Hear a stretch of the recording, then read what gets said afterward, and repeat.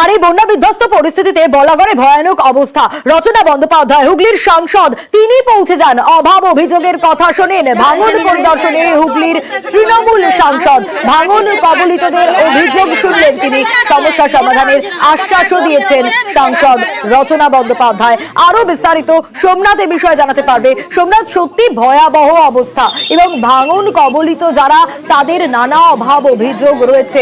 ইতিমধ্যে কি পরিস্থিতি? রচনা বন্দ্যোপাধ্যায়কে তারা কি কি জানালেন? দেখো, সকাল সকাল রচনা হুগলি সাংসদ রচনা বন্দ্যোপাধ্যায়ের কাছে যে খবর আছে, তিনি এখানে সকাল সকাল চলে যাচ্ছেন এবং বলাগড় চাতরা এলাকায় তিনি পরিদর্শন করেন এবং ওখানকার গ্রামবাসীদের সাথে কথাবার্তা বলেন যে ভাঙন অবস্থা, তারা কি অবস্থায় আছেন।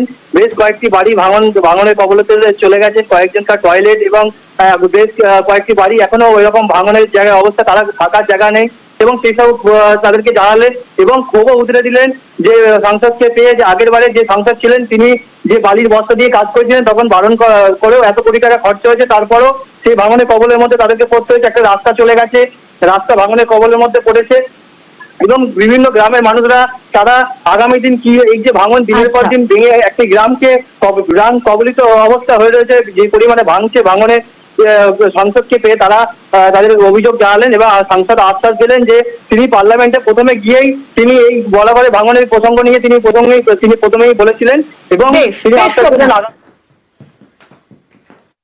আমি সাংসদ হিসেবে আমি আমার মানুষের পাশে আছি।